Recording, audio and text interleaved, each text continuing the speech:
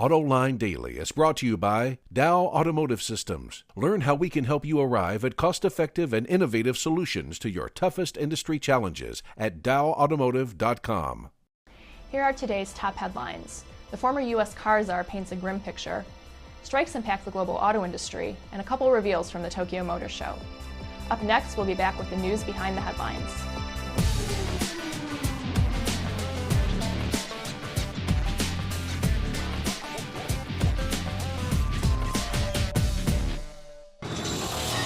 This is Autoline Daily for Wednesday, October 21st, 2009.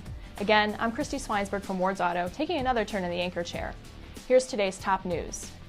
In an article published in Fortune magazine, Stephen Rattner, President Obama's former top auto advisor, highlights his 5 months overseeing the GM and Chrysler bankruptcies. According to the Detroit News, Rattner paints a grim picture of management at the two companies. He wrote, "We were shocked, even beyond our low expectations, by the poor state of both GM and Chrysler." He also details just how close Chrysler came to going under. The task force didn't want to keep the company on life support if it was just going to die, but ultimately the thought of losing 300,000 plus jobs convinced the president that Chrysler was worth saving, if a deal with Fiat could be worked out. The situation at GM was almost as bad. He wrote that the company probably had the weakest finance operation of any major corporation. For more information on this bombshell story, follow the links in today's transcript. If a GM Opel sale ever needed a theme song, you probably couldn't go wrong with the Albert King blues classic, Born Under a Bad Sign. The Wall Street Journal reports that just as the European Commission appeared to give the deal a green light, a red one lit up in Spain. That's where labor unions turned down prospective buyer Magna's latest offer on job cuts and issued a 4-day strike. The union not only wants to lighten the some 1,400 expected job cuts, but to also make sure Opel production continues in Spain. It goes back to that funding that Germany gave the deal, as long as all 4 of its plants remain open. Meanwhile, the journal also reports more strikes, this time in India. Auto parts workers walked out yesterday to protest the suspicious death of a protesting worker. There's a question about how big the strike is. One labor union says 90,000 workers are out, while auto executives put the number at only a few thousand. What concerns observers is that the strike is focused in the state of Haryana, the auto industry hub of the country, where more than 200 companies account for nearly 60% of the parts produced. So if the strike grows or lasts more than a week, it might have a broad effect on the country's auto industry. Yesterday we reported that strong passenger car sales would propel Fiat to a profit for the third quarter, but apparently they weren't strong enough. According to the AP, Fiat announces a loss for the third quarter of $250 million, or about 170 million euros. The lower than expected earnings were due to losses at its truck and farm and construction businesses. Lexus has finally revealed the production version of its LFA Supercar. Autoblog tells us the rear-wheel drive 2-seater features a 4.8-liter V10 with 552 horsepower and a 9,000 RPM redline. Backing the engine is a 6-speed sequential gearbox. 0 to 100 kilometers an hour should take about 3.7 seconds, with a top speed north of 200 miles an hour. The company is only planning on building 500 copies with a price tag of $375,000 each. Also making its debut at the Tokyo Show is a second version of Honda's sporty hybrid concept, the CR-Z. On display is the global version of the car that has a rear seat, but when the production version is introduced at next year's Detroit Auto Show, it will be packaged as a 2-seater. Even more interesting, the vehicle will be the first hybrid to offer a 6-speed manual transmission.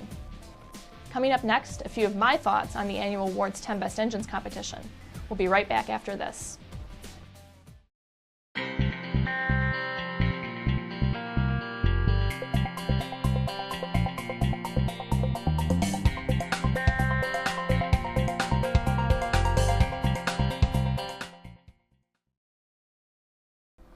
Well, it's that time of year again, when Ward's editors park their cars for 2 months and drive a different test vehicle every day. Are we nuts? Probably, but we have a mission: to find the 10 best engines in the U.S. auto industry for 2009. The competition started in September, and I don't know about my fellow judges, but already I'm feeling overwhelmed. This year's crop of candidates are some of the best engines we've ever encountered.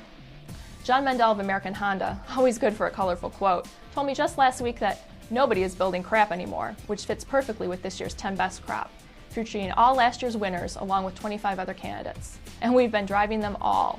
Engines as diverse as small, fuel-efficient hybrids, all the way to those big new V8s.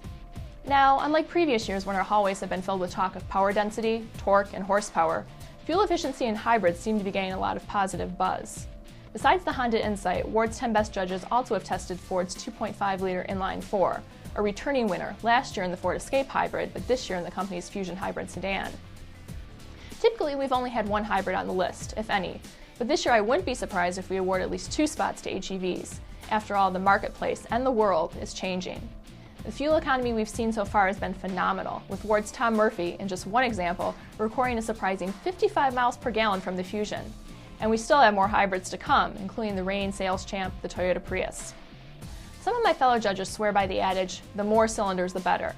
But I've been pushing for our list to be more reflective of the times, and that means fewer gas-chugging V8s, or V6s getting a paltry 22 miles per gallon, and more 4-cylinders, be they hybrids, turbo 4s, or plain old normally aspirated 4s. But as you may imagine, some of my fellow judges would sooner die than allow a 10 best list without at least one V8. Memo to them, it's time for a change and I'm ready for a fight. And that's it for today's top news in the global automotive industry. Again, I'm Christie Schweinsberg from Ward's Auto, sitting in for John McElroy's temporary host. Anyway, thanks for watching. We'll catch you later.